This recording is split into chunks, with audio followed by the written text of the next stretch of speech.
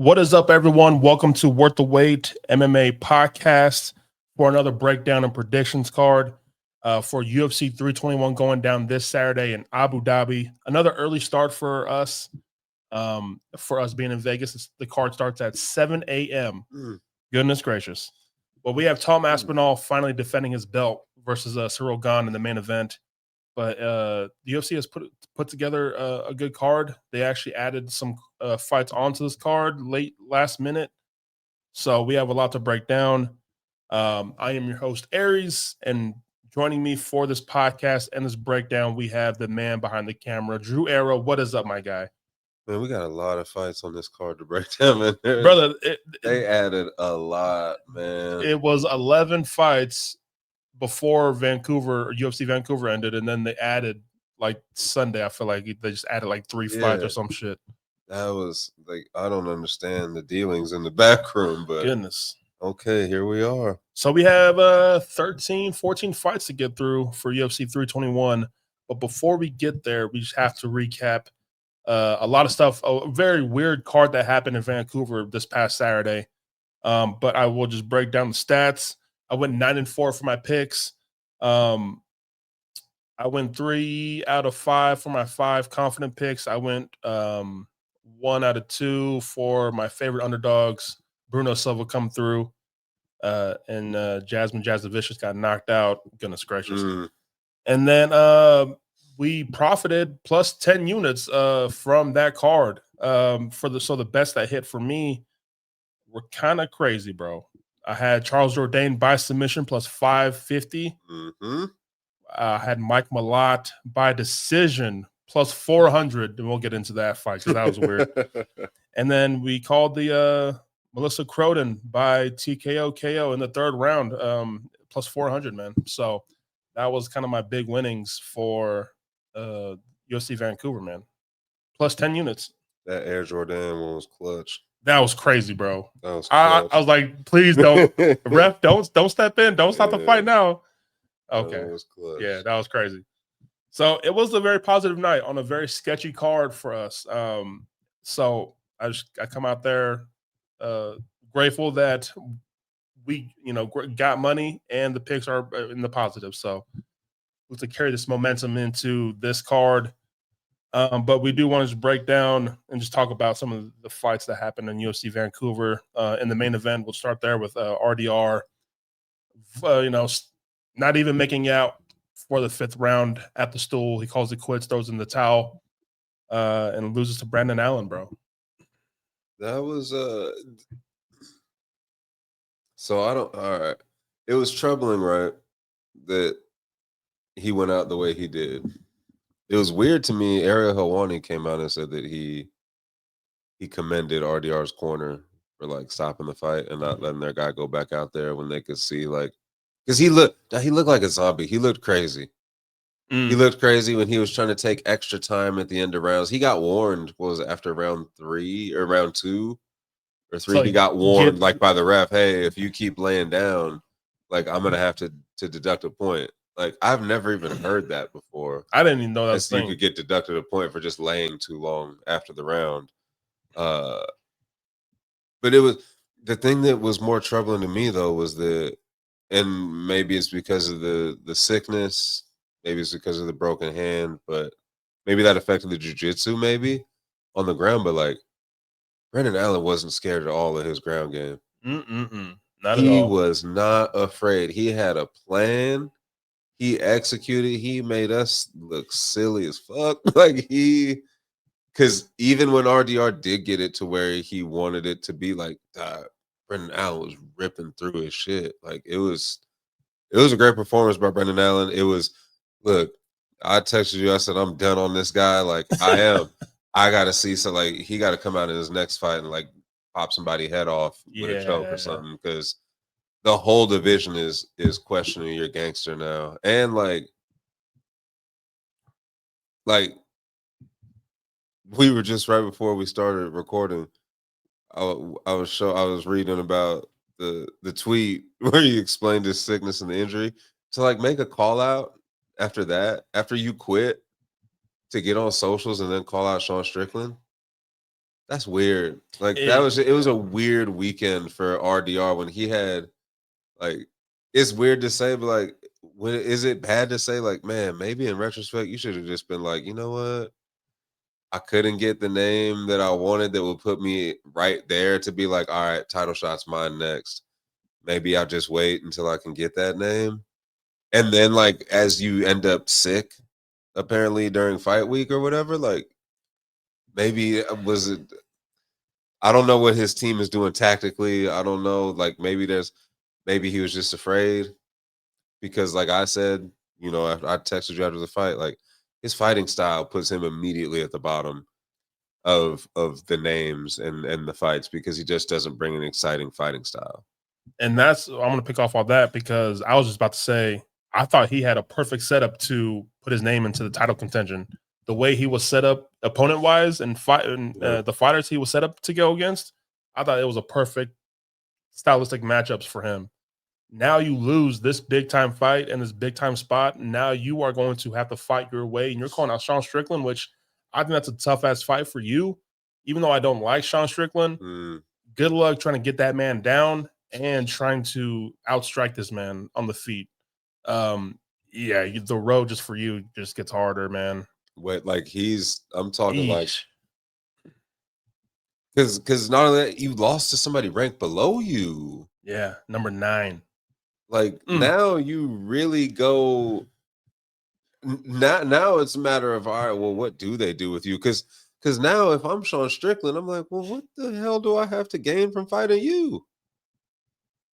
Why does anyone want to fight this guy now? He lost all of it, bro. He lost all of the. You lost your ability to be even a name to springboard off of. Like this was we also were talking before we started about like just how the trajectory of certain things change with a simple matchup. Like this might be the one that changes the trajectory and clears out. I'll tell you what it did do. It cleared out a lot of confusion at middleweight because you can clear that name off the list of contenders now. You ain't got to worry about his ass no more. And you damn sure ain't got to worry about Brendan. Sorry, Allen, great fight, but you're not in the equation now. You're not in the mix. I don't care. That loss doesn't mean like, or that win doesn't.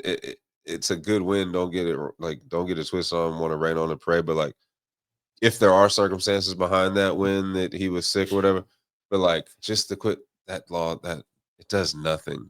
So all it did for me was it just cleared RDR out of the equation, and honestly, like, just welcome to Apex hell, bro. Yeah, basically. Welcome to co-main event to prelims.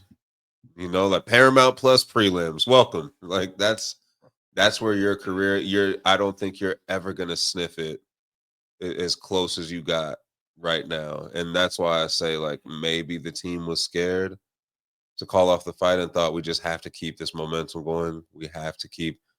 We know we don't have the style. We know we don't have the mouthpiece. We know blah, blah, blah, blah, blah.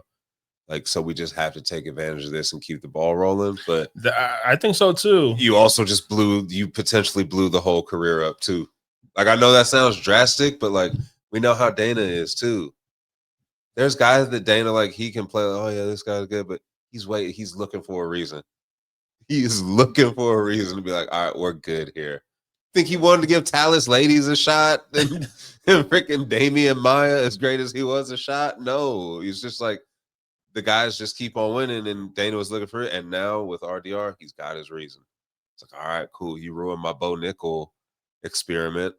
Like, you proved that to be a fraud. Here's your get back. Boom. It was supposed to be Bobby Knuckles, but instead it's Brandon Allen. Like, you know, it's crazy. Yeah, I knew it was something because we saw this guy go to war with Whitaker, and for him to look like that, I was like, something has to be up because there's no way. So he's sick, and like you said, it does clear out the top heavy of this division, the contenders. We'll see what Fluffy does when he gets back healthy.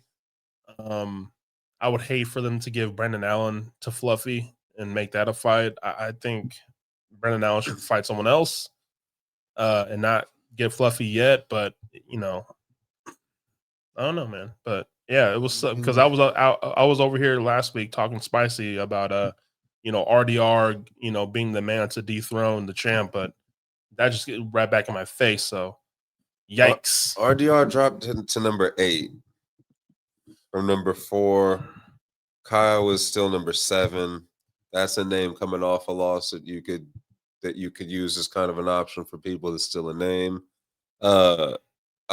I don't know what we have to do. Maybe I need to start a petition to get this fraud out of the rankings, but Izzy is still number 6. The DJ Izzy over here. Oh my gosh, bro. Looks like he picked up a new hobby. Get him out of my life. I can't believe he's still fighting. I'm like, he should just call it. He has the money. He's found a new hobby that I was gonna say he has a big enough following that whatever he does, like streaming and socials wise, he's gonna be fine. Yeah, bro. Like just become a personality, bro. Go be an anime nerd or some shit. Brendan Allen's now number 5. Damn. Fluffy at 4, Strickland at 3, Imavov, Duplessis, and the champ. So it's like Strickland's still number. Oh yeah, that's crazy too. That is wild. It's crazy. Was it 2-fight losing streak? Like, so is that what? Do you just plug in Fluffy with Allen now?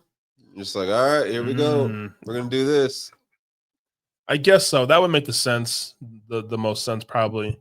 And doesn't it have to be Imavov now? Yeah. Like it has to be. Unless the Fluffy just forces the hand and is like, yo, I need that. Brother, and the way they've been kind of showing some Gane clips here and there for this build up of this fight this week, but seeing Imavov kind of wrestle and throw Cyril Gane while wrestling, bro, what the fuck, bro? Like Imavov has a chance, maybe. Nasruddin, baby. Is it time for the French to get their belt? French are going to get themselves one. Because it ain't going to be this Saturday. I'll tell you that much. Spoiler alert. Spoiler alert. Sorry. But, yeah, man, like that might be your best chance, bro. You have to do. I mean, he was born in Dagestan, you know? Oh, yeah. He still has it's in his blood. You feel me? Like, so I don't know, but yeah, 85 is. I think this is a perfect springboard for Kyle to kind of get back in the good graces of people, to give him RDR, to build the name back up and just start pushing that name again, get the fight nerds back in the green. And I think I didn't know Allen and Fluffy were that ring close, but that would make the most sense, and let Imavov fight for the belt. I mean, but you still have Duplessis, who is still there. He's the odd man out, and that's what I wonder what the plan is with him. We talked about that last week, 2 weeks ago. Last week, like I just can't. I can't figure out what they're gonna do with him. I could almost see them doing like him and Strickland again or something on some goof shit, or they split that Allen and Fluffy fight and give those two to Sean and Duplessis. Maybe a Fluffy and Duplessis, and then Allen versus Strickland. I don't know. It's weird.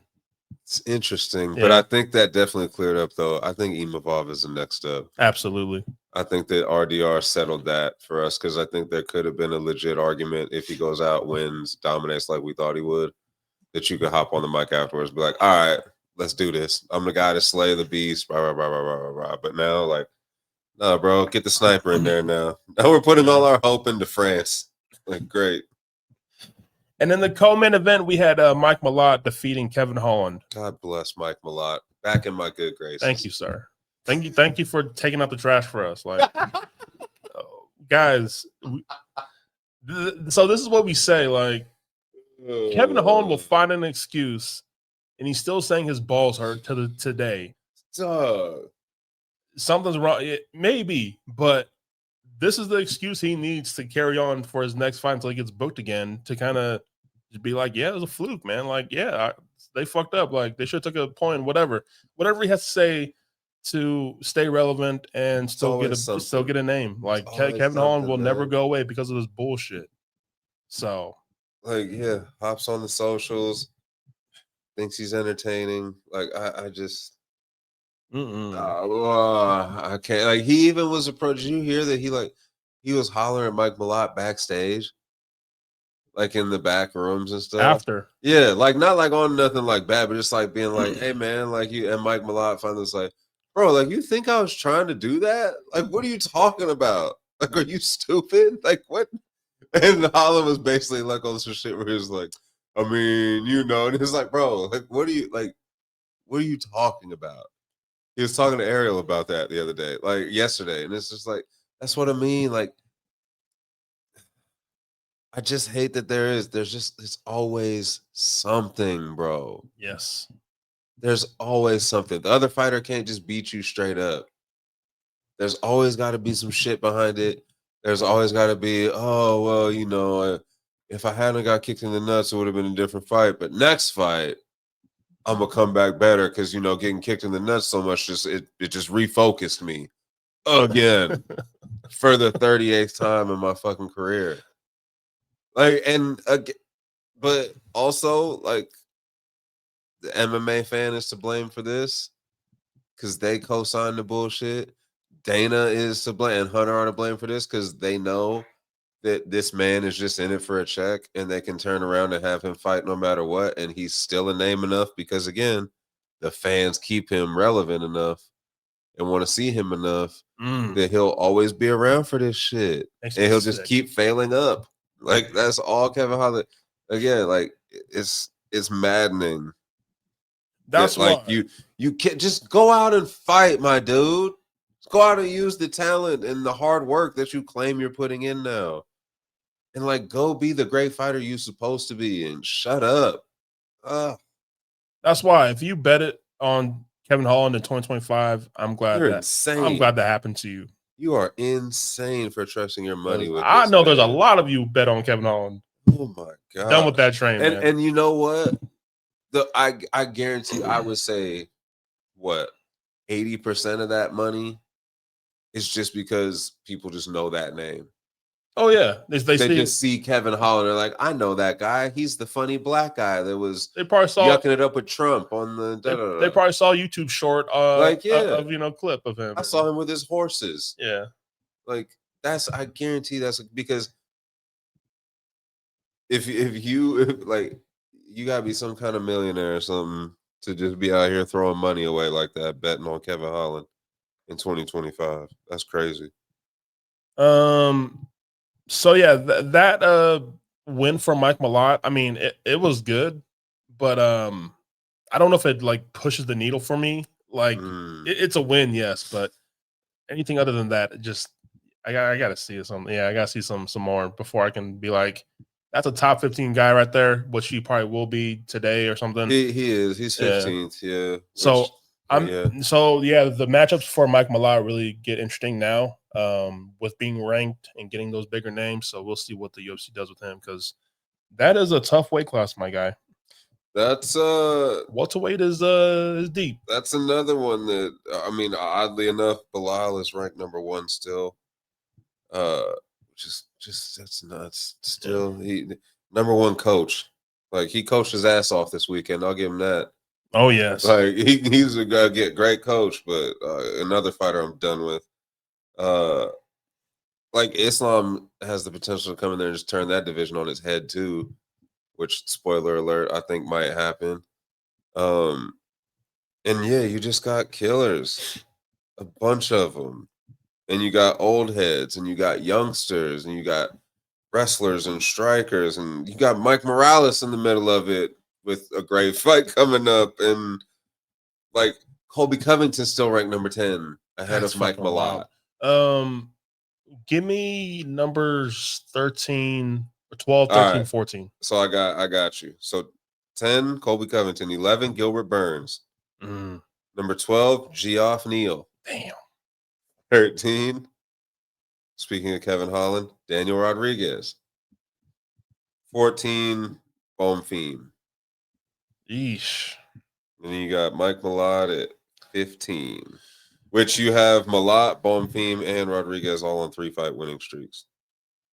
I think we see D-Rod versus Mike Malott. That's what I was thinking. And this guy has to get out of Canada. Like, this guy only fights in Canada.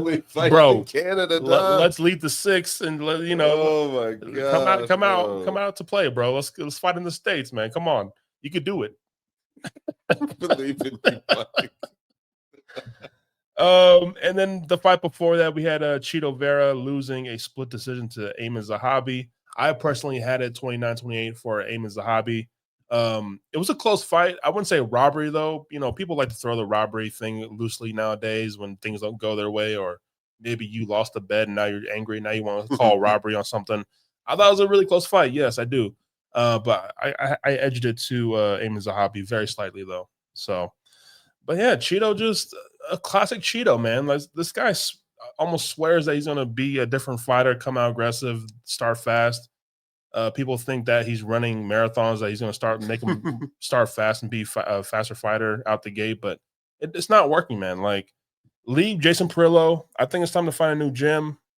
Just go explore, man. Like, switch something up. But again, for Ayman Zahabi, I'm just like, it's a win, yes, but like, I still don't believe it. What'd you learn? What changed? Nothing. And you're still edging out these split decisions to OGs. I still don't think you are that guy. So I don't know, man. But again, a division where he could be a win or 2 away. He really is. Jumped up 2 more spots, and I'm looking, and it's funny because like 3 of the top 4 fighters in that division are all coming off of a loss, all to the champ. Yeah. And the guy who's about to challenge for the title already lost to the champ. Like, it's just the division's there to make the move. You got an old Figgy ahead of you, and you got Song Yadong ahead of you, and then the normal suspects in the top 4. Like, the moves, that's all that's in front of you, bro.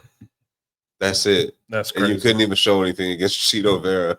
That's crazy. You couldn't even show your ass enough. You had to squeak one out. And then Manon Farad showed that she is still alive in this division and probably just fought her way back into being in the talks of who's going to win against Shevchenko and Wei Li. So did my girl Jasmine dirty, just dirty. She made her do the Frankenstein dance, lose the feeling in the legs. Goodness gracious, it broke my heart, bro. But yeah, man, we'll just leave it at that. Charles Jourdain coming through with the big finish. Again, this guy looks incredible at 135. Beating Davy Grant is not easy. People are like, "Oh, he beat a 39-year-old. So what?" And nigga, this guy was like has won 3 out of his 5 last fights. Davy Grant is a badass. So let's not go straight to the age and look at the resume and what he's done in fights. But Charles Jourdain getting that win is impressive. I think it's time to push Charles Jourdain a little bit more and just see what he's made of at his new weight class at 135. Kyle Nelson versus Matt Frevola was insane. Dan Miragliotta, I don't know what's been going on with you, bro, but what a weird call. You stopped the fight 3 seconds before the bell rings in the first round, and everyone thinks the fight is over. Kyle Nelson won by TKO, and then you go over there because Kyle Nelson is trying to congratulate Frevola or greet him with a good fight, and you go over and you say the fight's not over, guys. It's the end of the round, bro. What the? And then I heard people saying that there was nothing to go off for Dan Miragliotta to signal that finish. So. Or that the round was ending. So I don't know what that man heard in there, but just a terrible call, bro. Like, that's the first time that I can remember where a ref took back his call and was like, "Oh no, it's not done." Like, just kidding. Yeah, bro. It's like, goodness gracious, I lied. Like, just a weird one. And then Bruno Silva, a big dog that I called. What a performance. Yeah, that's all that I got for you guys. You got anything else? No. All right. Not on that card. And then I do want to talk about a rumored fight that is going on, with the transition, UFC leaving ESPN and going to Paramount. There is speculation and rumors that is going on about Ilia Topuria versus Paddy Pimblett being their first big numbered event for Paramount. I absolutely love the fight. There's already history and bad blood there. I think these two are going to sell the hell out of that fight with just personalities and trash talk. But yeah, man, what do you think about the Ilia and Paddy potentially in January 2026? If it's true, it's a monster. If it's, I don't know how I feel about using it now. I understand like kicking off Paramount with it, but I don't see the need to waste the pat. I think Ilia can carry a Paramount debut on his own by now. If you build it right around him, I think he has enough that you can build it around him without wasting the That Paddy fight. fight. I think that Paddy fight deserves a bigger arena, a bigger. I mean, they're saying LA, but that's the thing. I don't know where in LA. I don't know if they're gonna do the Forum. I don't know if. I don't think they would. I don't think they do SoFi. No, I think it's the Forum. The Forum, or I mean, like unless they do Into It where the Clippers are, but I don't know the kind of the logistics of that. But like, But I feel like that Paddy fight is like an international fight week it seems like it, right? headliner. I think you pull a Gaethje card now. I think Gaethje sells itself with the fighting styles and all like that. But Exactly. and you make your one or more exciting fighters happy with giving him a title shot and just shutting him up because he's talking about retiring if he doesn't get that fight. So I think you make that fight now. Exciting fireworks. You build the hell out of that card, and then you save that for All it does too International is just Fight build Week. up Ilia even more. And there we go. That's all it does. It just builds the legend of Ilia more so that when you do have that fight that you can sell as one of your pay-per-views during the year. It's gonna be so much bigger, man. You can, like and that's what I mean. It's you have the highlight reel now. You have the legend of beating to knock out, Max and to knock out Volk and Oliveira and all that, like the double champ, all that. Like, there's enough around him that you can build this because we know Dana likes to do it big when he's debuting on a new network or has a new rights deal, which he has with this Paramount. So expect that card to be a monster card, obviously, but I just don't think you need to waste a much bigger fight so early. You can even build up everything around the main event. All the eggs don't need to be in the main event basket. I just feel like that's what they're doing if they do this with Pat. And I don't understand what you gain from it. I don't understand why you would risk pissing off Gaethje, who for all we can tell has been like a good soldier for the most part, as far as being a fighter for them. I don't know that you have anything to lose really. Like with giving Gaethje the shot, because I don't think Gaethje's gonna beat Ilia. And I think you give Paddy another fight too, and he comes off a win. But I know that's higher risk with injuries and stuff like that. But you could actually build Paddy up a little bit more too. I don't know. Maybe I think I also though maybe that maybe Armin getting Hooker. Maybe that was supposed to be Paddy. And something didn't work out with that. And so it's just like, all right, well, now Armin's got Hooker. So who else is left for Paddy other than like, were you going to fight Holloway? You going to fight Charles? Like, no, if I'm him, I'm like, no, I'm going to sit my ass right here. I'm going to kick it with my baby girls and I'm going to wait for that title shot. So it's great for Paddy. I don't know that I love it for Ilia. I think it's a great fight. I think it's going to give us that old feel. With like guys that genuinely don't really fuck with each other. Bad blood. They're gonna talk their crazy shit, and like maybe it won't be all good after the fight, even too, which I've always loved. But I mean, you can't ask for it. there's not much bigger you can ask for to start off the Paramount deal Yeah. than that as a main event. I guess I just don't understand why you would need to, again, not waste that fight, but just feels like we're ahead of schedule on that fight. Like there should be more in between then. And again, like just what's the harm in giving Gaethje the shot and keeping him happy? And when he loses, just being like, all right, there you happy now? Mm-hmm. Like you good? All right, peace out. Like time served, bro. Yeah, I agree. Yeah, man. I think that's all we got. Ready to get into UFC Get into 321. this marathon card. We got 3 more big pay-per-views, and then we're on to Paramount. We have Man. about $240 more to spend on pay-per-views, and then we're on to free cards, guys. That's all I'm thinking about, really. I can't wait. But let's jump into UFC 321. We got a card, guys. All right, we're gonna be kicking off on ESPN Plus with the prelims. Kicking off in the strawweight division, 10-1, the -400 favorite Jacqueline Amarim against 15-6, +330 dog Mizuki Inoue. Yeah, I know the line is really wide with Amarim being a big favorite here. And she's been finishing her fights fairly early into the fights. I get it. Under 1.5 rounds, she's finished her last 3 fights.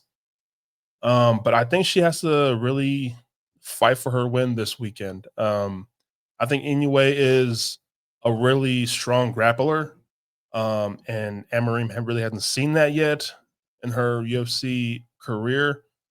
Um, and Mizuki has been out for, the inactivity is crazy. Mm. She hasn't been fighting. Her last fight was 2 years ago. So injuries, plus there was a picture that was going around of her with a patch over her eye. So maybe an eye injury as well. But she has 9 submissions in her 15 wins. Um, so she can handle herself on the ground. It looks like. I don't know just how just the high level degree is. She's with that Cerro Longo fight team, which I love that gym. Mm-hmm. So I think Amarin is going to really have to fight for this win here. People may think it's going to go. I wonder what the Bucks have it at for rounds. If it's over 1.5 rounds, I actually love that it's going to go over. But yeah, give me Amarim to win though. I'm really really high on Amarim as a prospect in this women's strawweight division. A very very high level jujitsu and grappling game, but I think her hands are coming along just as well. So if she is to finish this fight, I think it's by striking, or this fight goes to decision. So Right. Up next, go to the flyweight division, 15-2, the -395 favorite Azat Maxim versus 9-3 Mitch Raposo, +310 dog.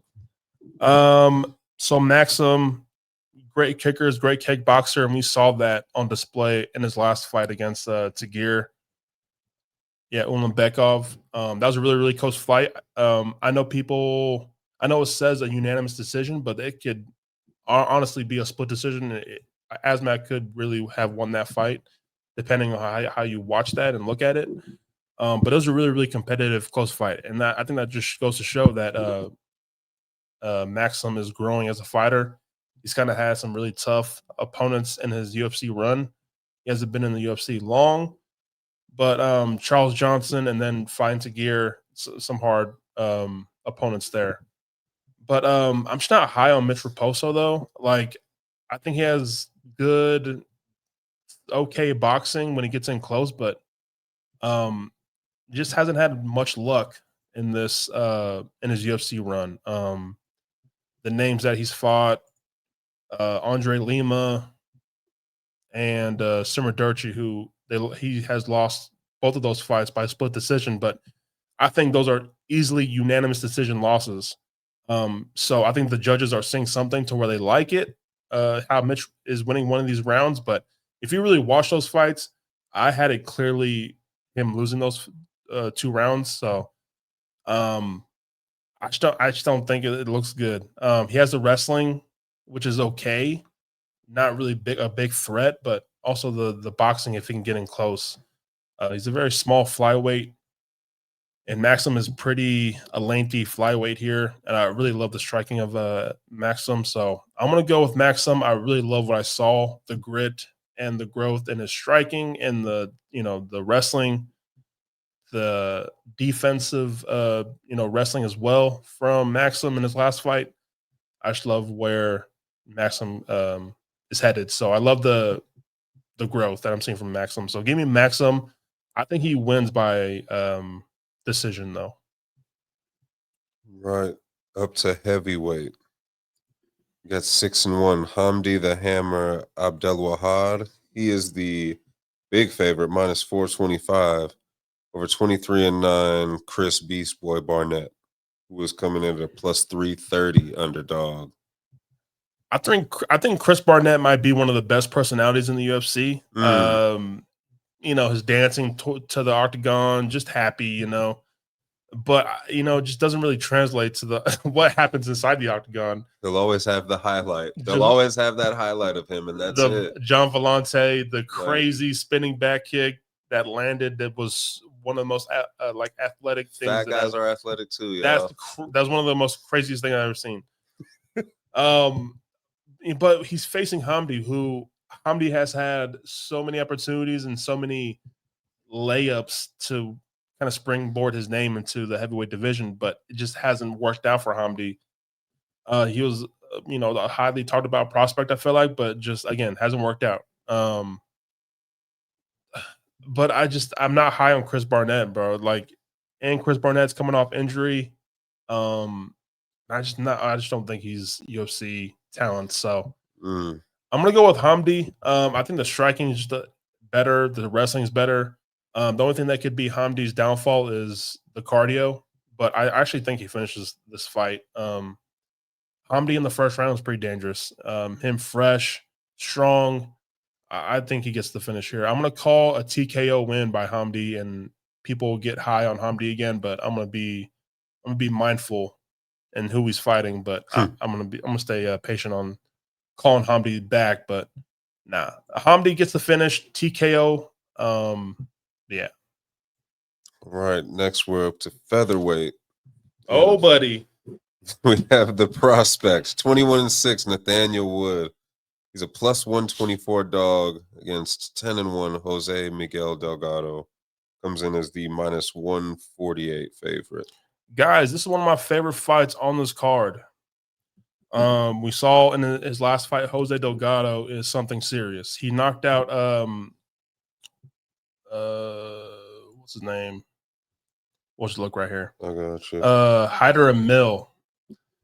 And Hyder Emil thought he could just blitz hit Delgado like he does everyone else, and Delgado just laid that man out. So Jose Delgado is big knees to the body, big power at 145, well-rounded, and just a lot. He's a lot to deal with early in fights. He's coming and training with MMA Lab, which I love that for him. Benson Harrison is in his corner as well, which is a great mind for a young fighter like he is. But I think this is a big step up for Jose Delgado. Nathaniel Wood, him at featherweight at 145, I think he's really good. I think he's found a home. Him cutting to 135 was a lot for his body. I think it really diminished his performance and his chin at 135. So he moved up a weight class, and he's been looking really, really good. He has one loss at 145. But Nathaniel Wood is just a very, really patient, great kickboxer. And I think that he could put it on the young fighter here. I think Jose Delgado is going to be good in the first round. Wood may get chinned because Wood has been known to get chinned a little bit early in fights, but he fights back and just sticks to the game plan, really. But I think he's a slick counter striker, Nathaniel Wood is, and I think just the veteran savviness of Nathaniel Wood and the striking, and Nathaniel Wood being a better fighter in the third round is going to pay off for him to win a decision here. Delgado's downfall is his cardio. He kind of fades late in fights, and I think Nathaniel was going to be the fresher fighter in the third round to win that split decision win here. So I'm going to go with a big dog here. Well, not a big dog, but no, plus 140 is going to get you paid. Yeah, and I think this line will grow as the week goes, but I'm really confident in Nathaniel Wood to kind of just put a little stop in the young bull here. So give me Nathaniel Wood to win by split decision. Right, that's going to take us back to heavyweight. We have 14-1, the Foot Hunter, Walter Walker. He's going to be taking on, and Walter Walker comes in as the minus 360 favorite over 10-3, the Vanilla Gorilla. Louis Sutherland comes in as a plus 285 dog. So both of these guys coming off opponents dropping out of their previous fight. Sutherland was supposed to fight Tafa, who Tafa just called quits and a partial retirement. I know that boy ain't gonna come back, man. Please don't, by the way. But hey, you don't have to, brother. We're good. Like, we get it. So Sutherland was supposed to fight Tafa, which I think stylistically that was a perfect matchup for him to kind of just make his name and, make his, welcome to the UFC heavyweight moment. But I think he's dealing with a more difficult fighter here with Walter Walker. Walter Walker was really, really upset of Muhammad Usman pulling out of his fight a few weeks ago in Rio. He was talking his shit when he was weighing in, just upset, and I think he really wanted to fight in front of his people in Rio. And I think he's going to come out here on Saturday and look for a heel hook and just take someone's leg or limb. I think this man's going to be dangerous, and adding that fuel to that fire of Muhammad Usman pissing him off. Yes, Sutherland has power, and he's just your natural heavyweight, just a big guy with some power, but not very athletic.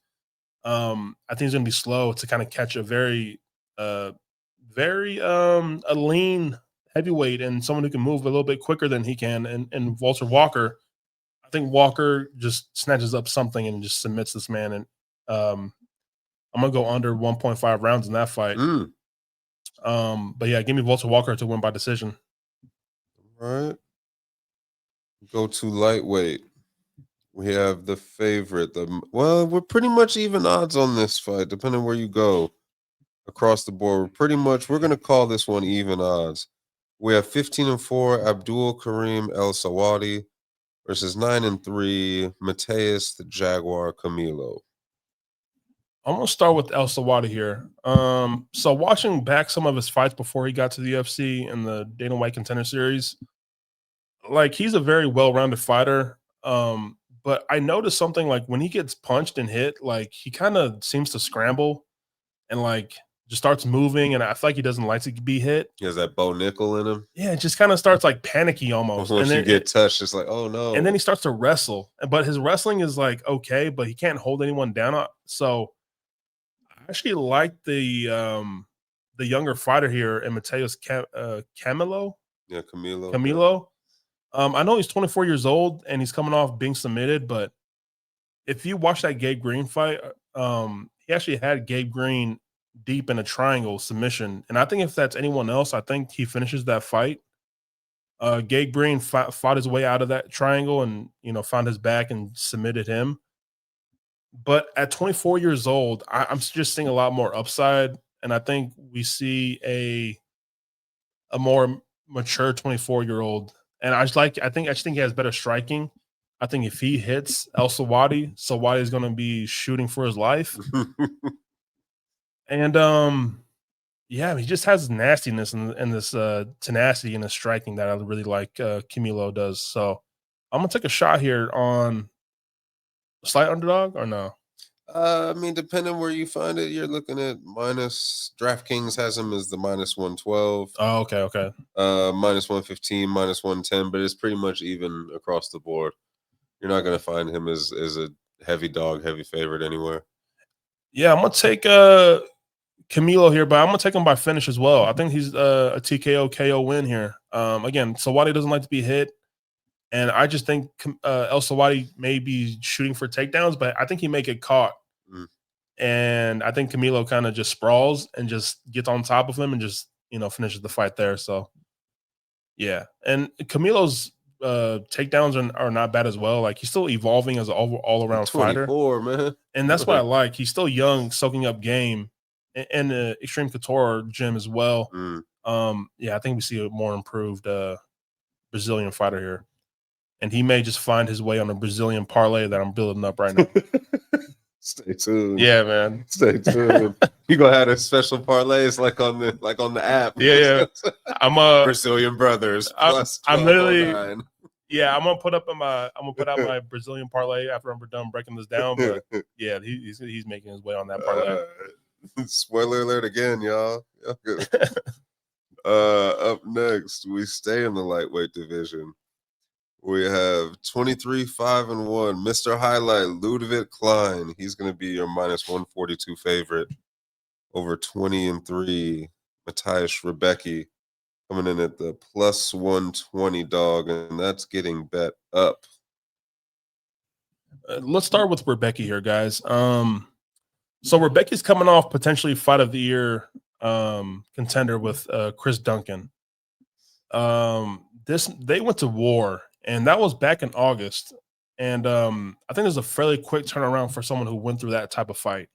I mean, Matthias Rebecki was busted up, and I don't like this fairly quick turnaround for Rebecki. And to fight Ludovic Klein, who I think is going to be technically cleaner striker and a bit more quicker. I think Rebecki could win some of the wrestling and the grappling, but we just don't see him use it that often, though. Like, he just seems to fall in love with the stand and bang, and if he doesn't use his wrestling here, like, that'd be a terrible game plan for what I don't know what you guys are doing over there with your coaches, but even then, like, just fight starting on the feet. I hate this fight for Rebecki, man. Like, I'm not confident at all with the punishment, and when he gets punched, like, he wears damage pretty badly. Like, he gets bloody pretty quickly, almost like the Diaz brothers, like just bad tissue all around his face. So he's gonna be bloody. He's gonna be a mess. But I just think Ludovic Klein's a better kickboxer and striker. I think what could win Rebecki the fight here is just his pressure, and like, I think Klein likes to work in a clean, at a good distance, but Rebecki likes to just charge in and make a fight a brawl and messy. So that could be a way he wins this fight. But again, I just hate the damage that he's taken in three months ago. So I'm gonna take Ludovic Klein here. Again, I just think he's the fresher fighter. I think he's a bit cleaner striker, and yeah, I'm gonna go under though. I think this fight ends though. I think I'm gonna go under 2.5 rounds. Even if you just like Klein straight up, though, I mean, that's a good, like, throwing a minus 142, attaching that to anything. Like, anything you can find under 150, 200, like, anything you can find under that, good value to me. It's worth a unit. Yeah. Okay. Up next, we go to the middleweight division. And a hot topic tonight. We have our first ranked fighter of the evening. Coming in is the minus 258 favorite, the number 15 ranked middleweight, 16-2, Ikram Aliskerov, taking on the Iron Turtle, 19-6, Jun Young Park, who is the plus 210 underdog. Man, I like Jun Young Park as a fighter. I think he really brings the fight to his opponents. He's really tough to put away. He's only been finished and knocked out once in his UFC career, and that was by RoboCop, which people have fallen victim to a lot. But I think this is a big fight for Ikram to kind of show himself in this middleweight division. Now, people may not recognize Jun Young Park's name, but if this fight gets to the late second, early third rounds, like, we are going to see what Ikram's made of. He's finished his fights fairly early in his career, and someone with the durability of Jun Young Park, I think, can really test his cardio. So I'm actually really, really nervous for picking this Ikram in this fight. I think there's a lot of value here with Jung Young Park, especially if this goes past the first round. This may be the best live betting situation here. Again, we just haven't seen enough of Ikram past the first round, so the fall off could just be crazy, and he could just look terrible. So, but he has the power, he has the jujitsu, he has the wrestling.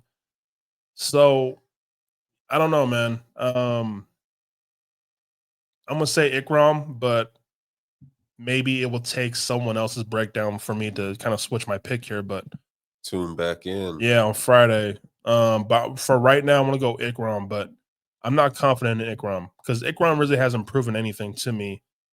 He got that short notice fight against Whitaker where he got knocked out in the first round back in which was in Abu Dhabi as well, I believe.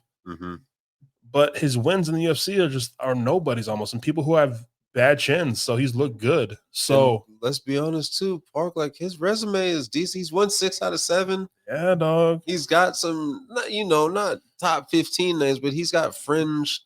He's got good names on the resume, and he's finished 3 of those 6 fights after the RoboCop loss. So if you guys want to be like, he hasn't fought strikers, I mean, his last fight with Nardiev, who is a Russian as well, who is known for his kickboxing, he kind of ragdogged Nardiev and won that fight by unanimous decision. Brad Tavares, I know this is 2024, but Brad Tavares still durable, OG in this weight class.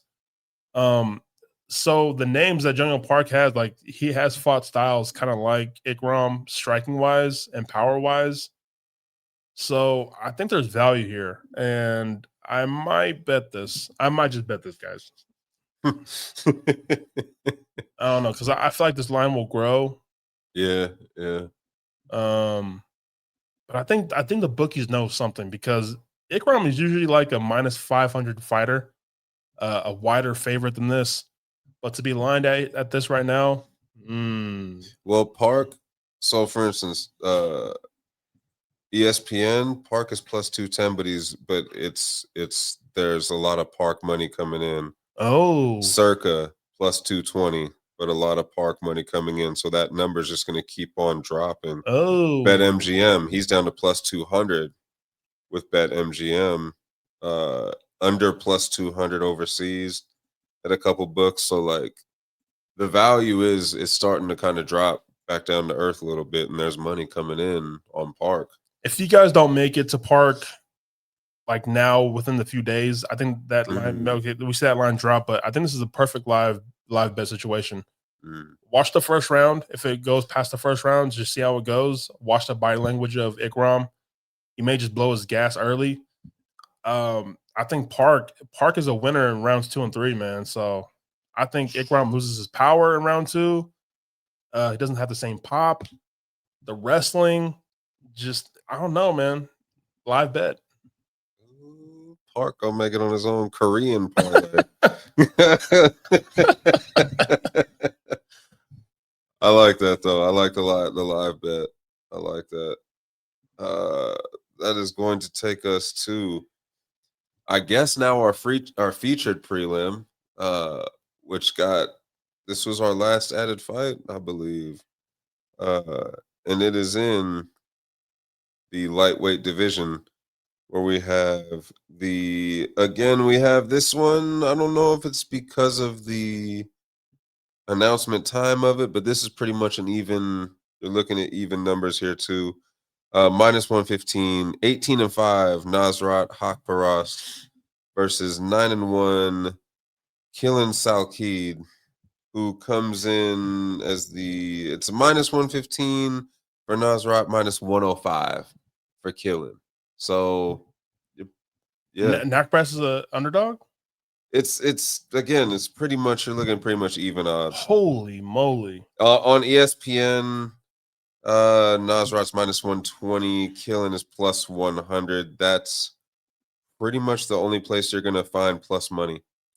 Guys, I think this is lined wrong. I think Quinlan Southfield is a very exciting prospect in UFC right now, but this fight was made on short notice. Hakparast has been in Abu Dhabi training. Mm. I think he's had fights booked, but they've pulled out. I think this is his fourth opponent booking right now, which yes, it's a new fight for both of these fighters, but Quillen wasn't scheduled to fight anybody, and he's having to fly from Australia to Abu Dhabi on short notice against a really big step up in competition for him. He didn't look that great against Ashmouz in his last fight, and I picked Ashmouz to win that fight because of the striking. I thought Ashmouz would be the stronger, cleaner striker late in that fight.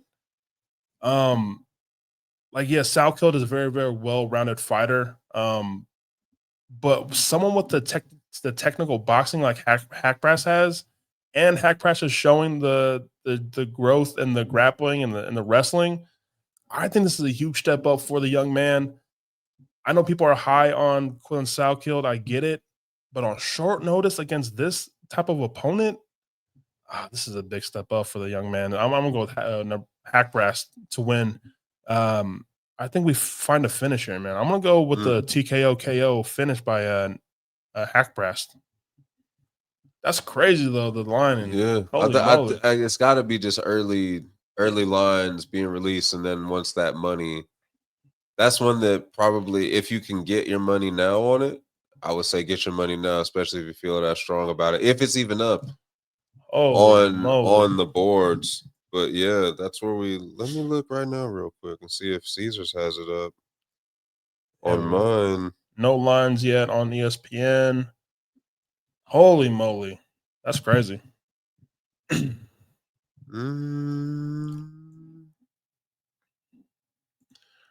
Oh yeah. No. Yeah. Caesars has -110 for both.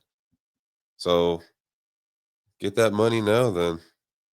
Salkild has been in some really dog fights. So is Hackbrass. He's coming off beating Esteban Ribovics. He's been there, man. I just think technically strikes and the technical striking, he has clean boxing just straight down the middle. I think he just knocks out Quillen Salkild, man. I think this is just a big jump for the 25-year-old. All right, that's gonna finally bring us to our pay-per-view card. Let's go. Card.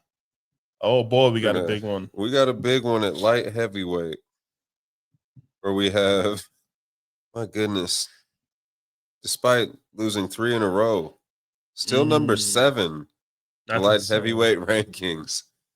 14-5, Alexander Rocket Rakic. He is coming in. This is another one. He's the -105. He's coming in at -105. He's been taking on undefeated number 10, 15-0, the professional Azamat Mirzakhanov, who is coming in at -115. Murkazanov might be the most slept on 205er in this weight class right now. His name is not talked about. People don't talk about him. I think he's very dangerous. He has big power. Don't let the size fool you of this fighter. He's going to be undersized in a lot of his fights, especially this one. But the way this man, his footwork goes, and the way he kind of shuffles in and closes distance and lands a big right hand, this man can close distance and is nasty. But I really want to see just on like media day or just where Rakic is at confidence wise, and just kind of hear him talk and just, answering questions, and may just be, it's the little stuff with Rakic. But if we look back at this man's losing streak right now, Ankalaev, former champ, Yuri Prohashka. So in that fight, he actually won the first round. He looked great in the first round until he didn't in the second round. Like, people may not overlook that, but then he fought Jan Blachowicz, where he got injured in the third round, which I think he was slightly winning that fight. It was a close fight, if I remember correctly, but I think he landed a kick and it broke his leg, I believe. I know people are very, very low on Alexander Rakic just because maybe things haven't panned out the way they should, and the way he looks apart physique wise. 1000%. I actually thought he was going to be a lot better than what he has, put out. But, I think the injury really did a lot to his momentum, if he had any. But I just, God damn it. Finally going to be put to bed. We're finally taking old Yeller out back. And I'm gonna take a shot here with Rakic, man. Oh, yeah. So he got one more left in him. So what worries me with this fight is yes, the big power of Murzakanov, but it's the southpaw. Rakic doesn't really do good with southpaws, but I just think that the athleticism of Rakic, the reach, I think he gets back in the win streak, the win column here. Just kind of being, I don't know, a bigger, rangier fighter. I don't know, man.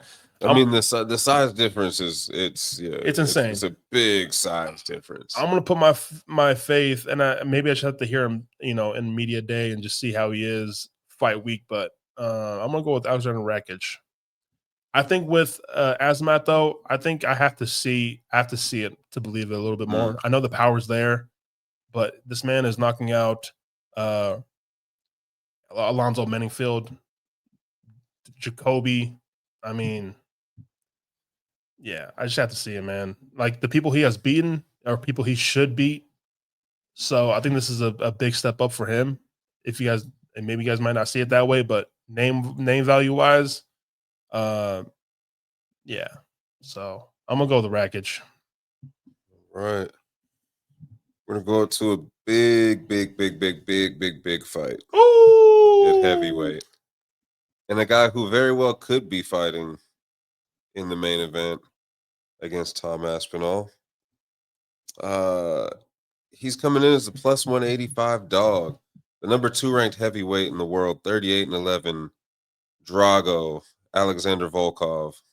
He's gonna be taking on number 5, 22-3, Jailton Almeida, who is coming in as the minus 225 favorite over a guy who Dana vocalized. We all heard it. Dana say that he got screwed against Gane in his last fight. So again, this could easily be UFC 321 Aspinall versus Volkov.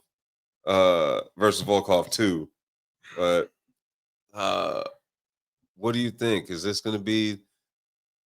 Is Almeida finally going to break through, and this going to be finally the one where it's like, all right, he puts it all together, and now it's time to make the jump? Or is Volkov finally we're gonna with this skyscraper of a human being? I love the value on Volkov. Me too. I love it so much, man. But what just kind of worries me a little bit is like he got taken down by Ciryl Gane, and like I did not expect Volkov to get taken down like that, and just to kind of accept being on bottom a little bit on Ciryl Gane in that fight. If that was Jailton Almeida, like I think he just throws that Volkov, bro. Like this is tough. Like Volkov is I think he's nasty in the clinch. If Almeida's against the cage, putting pressure on the big man, I think he's gonna regret that. Now, if we go on Almeida, let's look at Almeida's resume real quick, because I feel like the only mess up that he's had in his career was that the Curtis Blades, that Curtis Blades second round. That was it, man. But everything else, he's kind of just made it look easy and just. That's what worries me with him, though. Like, that's what gives me the promise and the hope, but that's also what worries me about him, is just like, all right, man, like when's the test coming? When's it gonna happen? And I really wonder, like, what is Jailton Almeida gonna do if he's not getting these takedowns over a bigger guy? What's the backup plan? The striking is like, he just doesn't have any volume on the feet, like he'll throw something, but there's nothing behind it. It's very naked punches, naked kicks, nothing to set up anything. Oh man, you're gonna make me do it. Shit.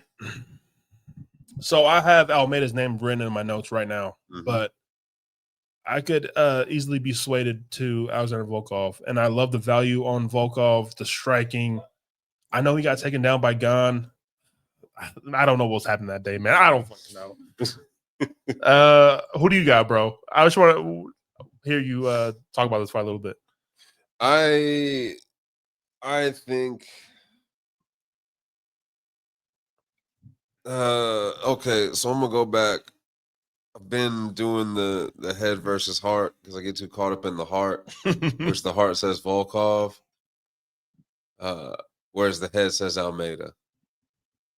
On paper, to me, it should be Almeida. But to your point, like, what is his potential plan B? What's gonna happen if Volkov can make it a striking fight? Is Volkov are the miles gonna finally catch up with Volkov and all the fights and fighting through the top tiers? Part of me hates that. Yeah, like I said, I feel like this should be a different main event. I'm gonna go Almeida. All man. that I was gonna say. All that being said, I still think it's Almeida, man. Yeah. I still think Almeida. I think Almeida's. I think he gets it done. I really do. I really do. I think you might need to add a name to your Brazilian parlay, to your Brazil brothers, because yeah, I think Almeida gets it done.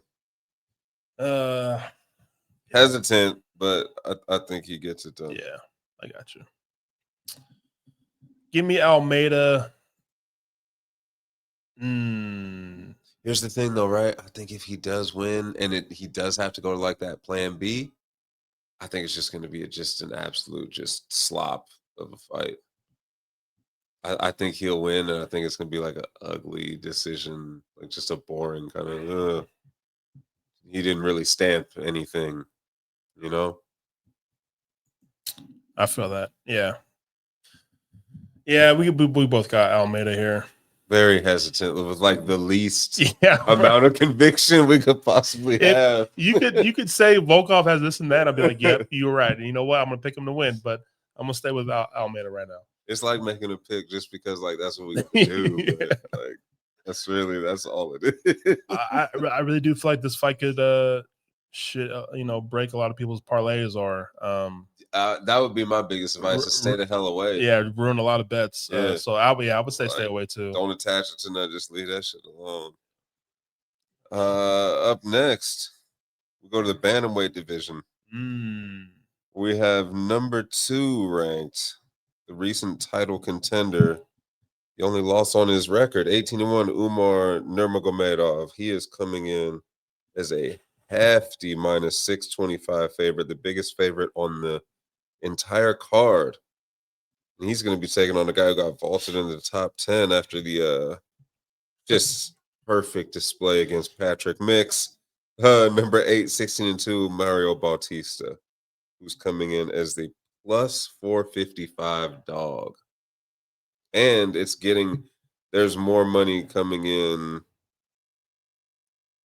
On most of the books, you've got a lot of Bautista money coming in late here. But you can also find Umar as high as minus 835 at some books you go to. This is a big step up for Mario Bautista.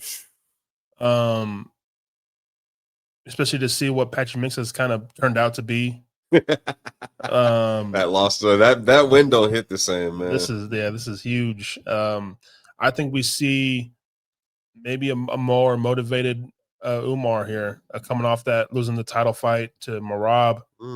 I think he won 1 or 2 of those rounds from Merab. Yeah, man. I think Umar gets back in the winning column, but I think there's going to be a more competitive fight than people think, especially more competitive than what the lines say.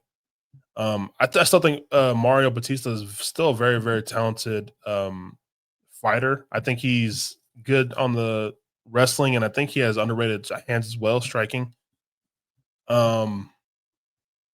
But it's just the pace, and it's the pace and the speed of Umar in a 3-round fight that just like I think it might be hard for Mario to keep up a little bit. I think Umar could win 2 rounds, and that third round may be a little bit sketchy. Kind of maybe, get nervous a little bit, but I'm gonna take Umar by decision though. I don't think this guy's gonna finish. Yeah, So I'm with you. yeah. I think Umar by decision. I do think it's interesting though that like I was running back Umar and his kind of trajectory and like it's not he was undefeated, but like it's kind of funny when you think of like okay, Batista, it's not too different. Like he's got a somewhat similar record, but like there was this drastic jump up in competition. I feel like Bautista's getting it now. Umar got it for me with like Sandhagen because like he was undefeated and he looked great, but like He was fighting. that's what I mean. The level of Yeah. competition really wasn't like it was more so his name and that like oh we got a Dagestani guy that actually strikes and is a menace on the feet too, and he can wrestle and he can do it all. Like oh wow, uh, but like it's kind of similar. Like so, just devil's advocate on making an argument for Bautista. When Umar finally did get his big jump in competition with Sandhagen, he took and he ran with it and parlayed into a title shot. I mean, like you said, there could be nervous moments, but overall, I'm the same though. The jump is big. This is a big jump potentially, or it's a gigantic fraud check for Umar. I don't see that happening.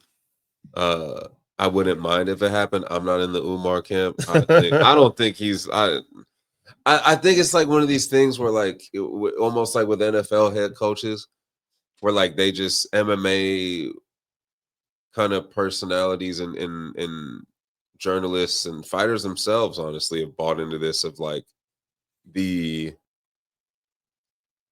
there's been such that dominant run that Habib started and Islam has kept going and now they've expanded that kind of style and their tree has grown and it's almost like with NFL coaches like oh well if you get a Shanahan guy if you get a McVay guy one of these guys under that tree it's just automatic success and it's like yeah there's also the guys that go out there and they stink up the joint too and they last a season and a half and get fired and so it's like will I be shocked if it's a fraud check?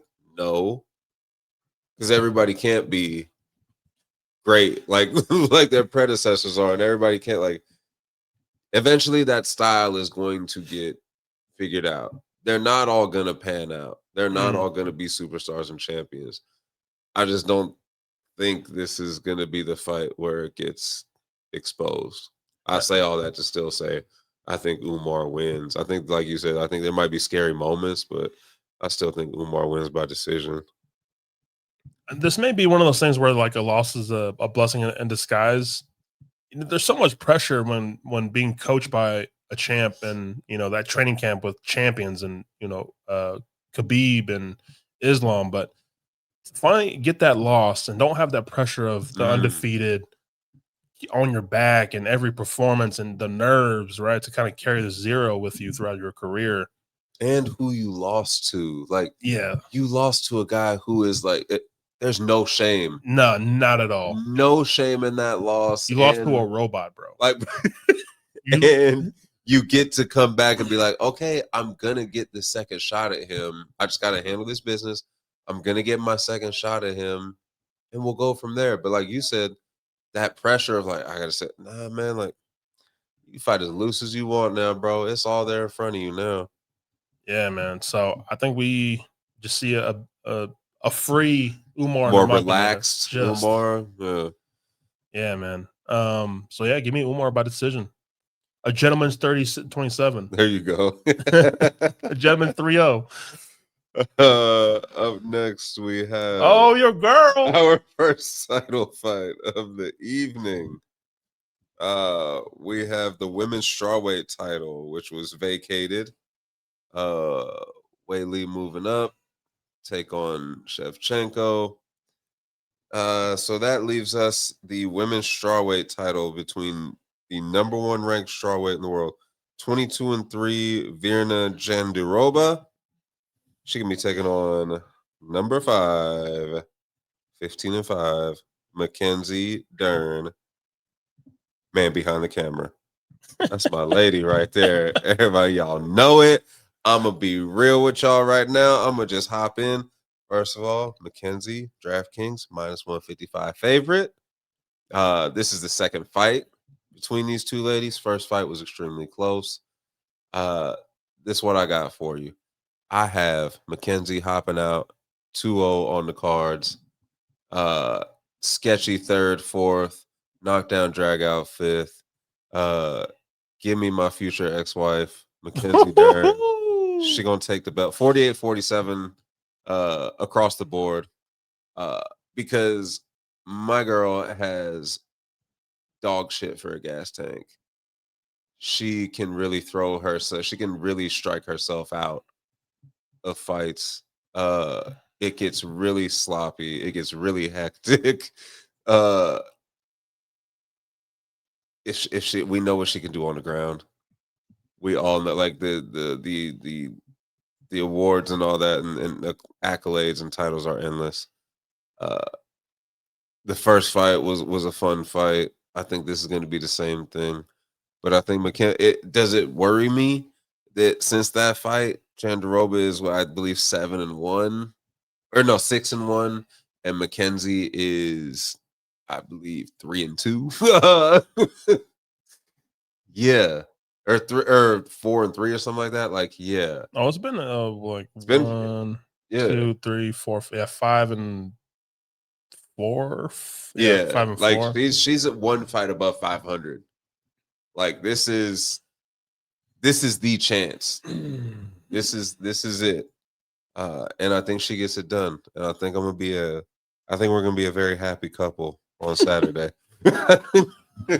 Give me Mackenzie. I think Dern is fighting for something a little bit more than a belt. I think she's fighting for financial security, especially her dealing with some crazy ass bitch ass ex husband or whatever who's taking all of her money.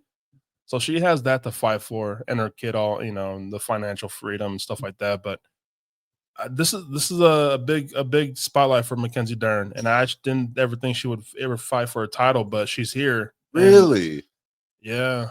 Really? I was just thinking about how, like you were saying, fighting for more than a belt, and I just made me think about how I've been hearing about Mackenzie Dern for so freaking for a long time now. It's just like, man, she's finally here. Like we've heard for so long about this woman, and now she's finally here. And it's crazy that she's still only 32 damn years old. I remember watching her first fight against Yoder in 2018, man. Yep. But having a win over Jandiroba already, and Mackenzie Dern has improved. Mm-hmm.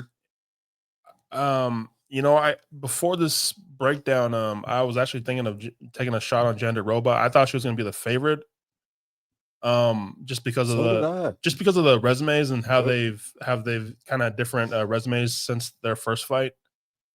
I feel like Mackenzie Dern struggles with explosive strikers and people who have that significant speed advantage in their hands and striking, and who can also handle themselves in the grappling a little bit. I think that's Mackenzie Dern's downfall, but she doesn't really have to worry about that with Jandiroba. Now, Jandiroba has power, yes, but she doesn't. She's not really setting anything up. It's real meat and potatoes type of strikes. Like she just throws heavy, throws big, but nothing really set up anything. I think Jandiroba struggles with people who can match her grappling and kind of outdog her. And I think with the improvements of the boxing of Mackenzie Dern, her hands have gotten better. To see what she did to Lupi Godinez two fights ago, I was really, really surprised that I took Lupi there, but she stood with the boxer and strike with Lupi. And then to see what she did to Amanda Ribas, like Mackenzie Dern has improved, whether you guys like it or not. Big time. She's not just that singular one-dimensional fighter. And I think she's being a little bit more strategic with her strikes. She's actually setting things up. She's actually seeing her strikes and now throwing. She's not just throwing recklessly how she used to be. I think Jason Perillo has done a really good work with her boxing. I think it pays off in a big way here. Yeah, I'm gonna take her over Verna Jandiroba. I actually came into this picking Verna, but With a few days of like writing down notes and stuff, I actually kind of found myself to come to Mackenzie Dern, and I think it's time for Mackenzie Dern. I think she's going to be a very exciting champion, dude. So give me Dern and New. I actually like the way Drew kind of drew out the fight. I think it's going to be a 48-47 type of decision here. But Verna gets tired. Like Verna hasn't seen I don't think she's ever seen a 5-round fight before. So I'm interested to see how Verna looks late in this fight, because if she might look worse than Dern actually.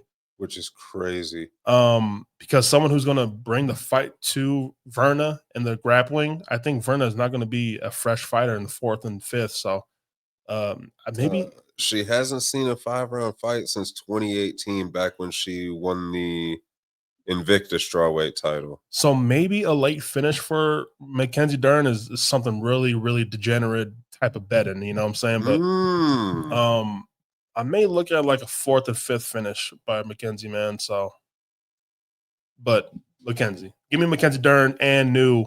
Oh, God bless. And we have an exciting champ at strawweight. Right. Speaking of exciting champs, main event. Oh boy, Tommy boy. Whew. I feel like we haven't seen this belt being defended in like it feels a lot longer than when Jones and Stipe fought. This belt feels like it hasn't been legitimate in a long time, man. Too. Like back to like Ngannou and Stipe days. Like it's just kind of been just juggled around, and no one's really wanted to fight. And it's like 4 or 5 years ago. Just Jones just came in and screwed everything up with his ego and being a dick. But we're here now. The now undisputed, reigning defending heavyweight champion, 15-3, Tom Aspinall. He comes in his first official defense. He's defended the interim title, but this is his first official defense of him being the undisputed heavyweight champion. He comes in as a 355 favorite over the challenger, the number 1 ranked heavyweight in the world, 13-2, the plus 280 dog on DraftKings, Cyril Gane. Kind of feels too like out of all these guys have fought so many of the same people, but they've never crossed yet. That is crazy. And it's kind of sad too that it's really the only fight at heavyweight. That is sad. Matters. Like when you really break it down, that is depressing that this is the only fight at heavyweight right now. I think this is a pretty straightforward breakdown for me. I mean, you already spoiled it earlier, y'all. Yeah. So the only thing that worries me, like, of course, I have Tom Aspinall by finish here. Mm-hmm. So what worries me is we haven't seen Tom outside of the first round very often. He's finishing fights very, very quickly, which is great. But the downfall of that is what is your cardio like in a big fight, defending your first title defense in this spot for you? I'm really skeptical of what Tom Aspinall looks like, because I feel like he puts out a lot of power in his punches early, which may lead to early finishes. Yes. But if Cyril Gane's not going away and he's not being put out, and if he survives, what does your gas tank look like in over 1.5 rounds and in the 3rd round if it gets that far? That's the only thing that worries me about the champ is his cardio, but anything else kind of checks off the box for me, like the hand speed striking, the wrestling. I think he can just literally bull rush Cyril Gane and he gets the takedowns. I think the striking may be a little bit the striking fight here may be a little bit interesting, just with the kickboxing, the jumping, the style that Cyril Gane has, but it's the hand fight. It's the punches from Tom Aspinall so goddamn fast, bro. Oh. I just don't know if Cyril Gane has the power to be a counter striker and land that punch to put Tom away. Being on his back foot too. Yeah. I think Tom's very, really hard to deal with when he's just pushing forward, just bull rushing you to get a takedown. So I know Cyril Gane is working with people, bringing in people to help him with the wrestling and takedown defense, but I just don't think it's going to matter here that much. Either you got it or you don't, especially at this age, heavyweight division. Give me Tom Aspinall by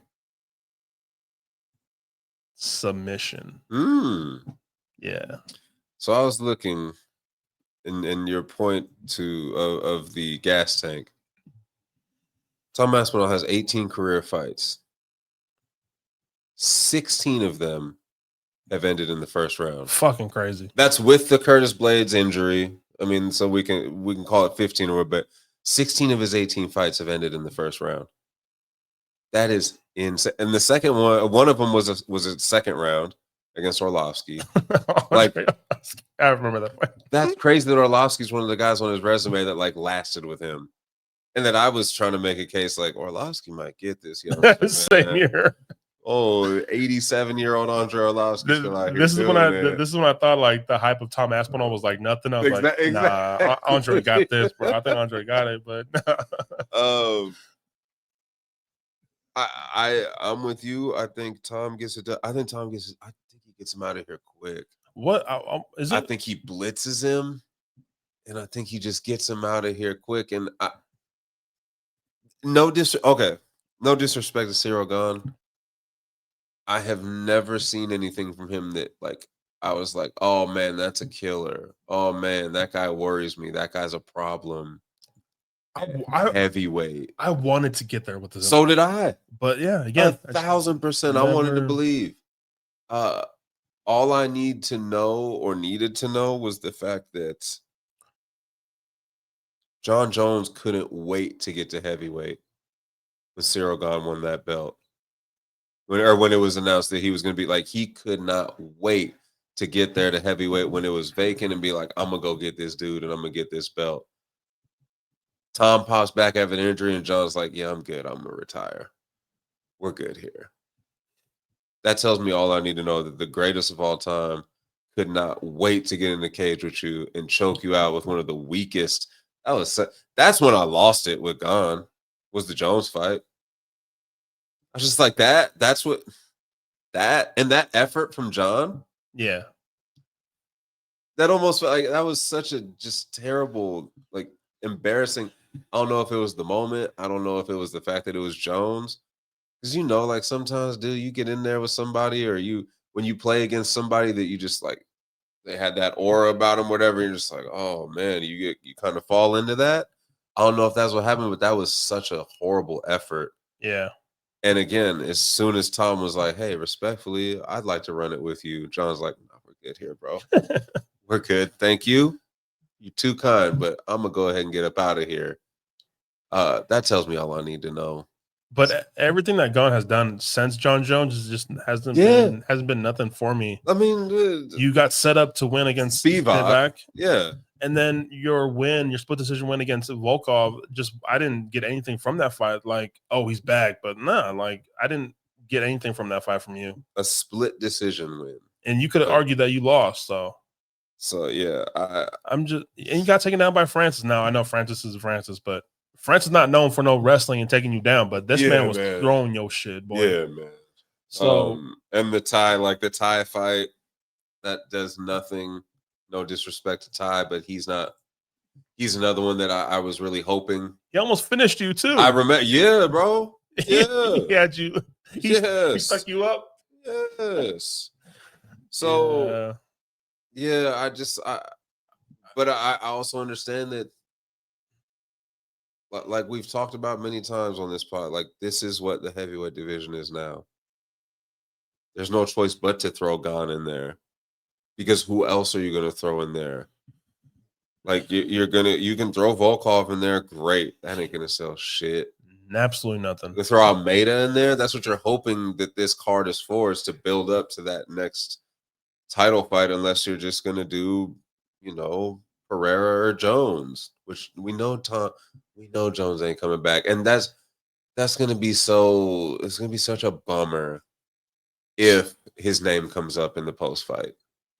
Worst case scenario is, so there's a guy who fought on the UFC Perth card, Ilia, I believe his name was, but he's a heavyweight too. Trains with Aspinall. Aspinall doesn't want to fight his friend, and he's like, if he makes his way up here, I'll gladly give him the belt. That's the worst case scenario for this goddamn heavyweight class. Like I feel like his I forget the name, but he just fought on UFC Perth. Got a first round finish, but Perisic, Brando. no. No.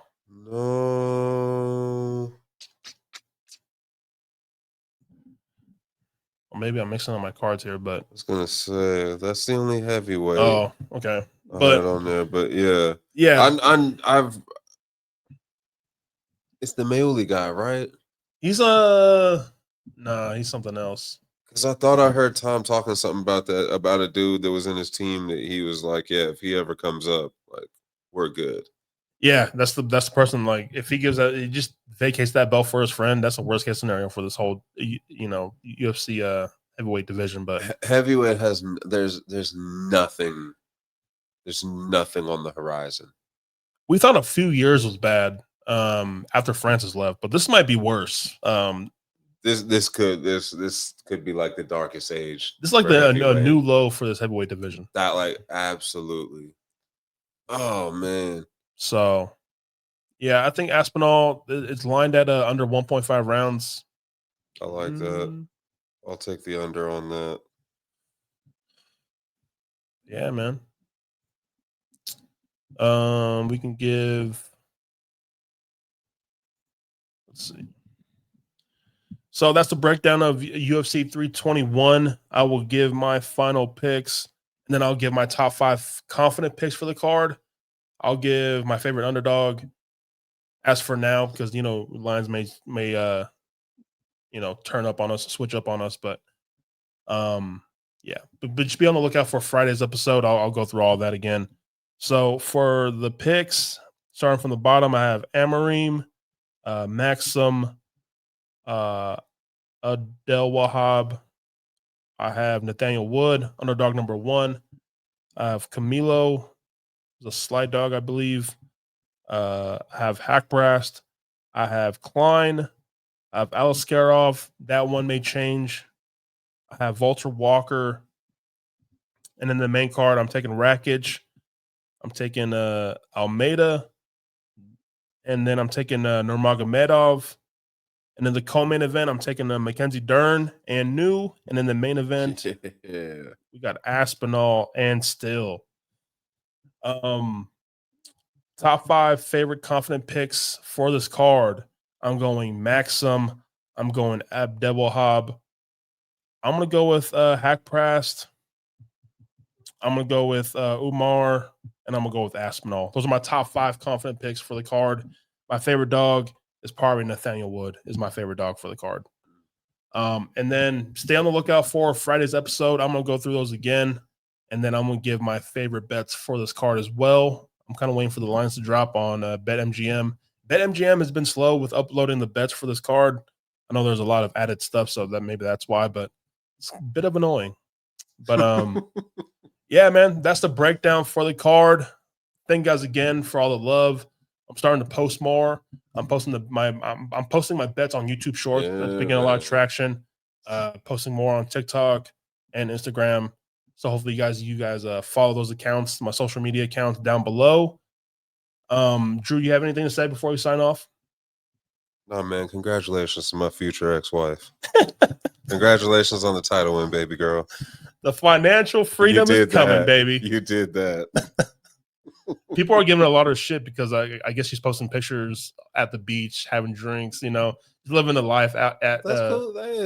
That's but cool. yeah, people are like giving her shit like she's that's cool. Supposed to be in the gym 24/7, but let her live. What if she trained and she went to the beach? Like, she was training on the beach, y'all. Like Mackenzie Dern has been there for like a month and a half, 2 months, acclimating to the climate. So y'all don't give a damn when Nina Drama out here shaking ass with fighters and shit throughout the week.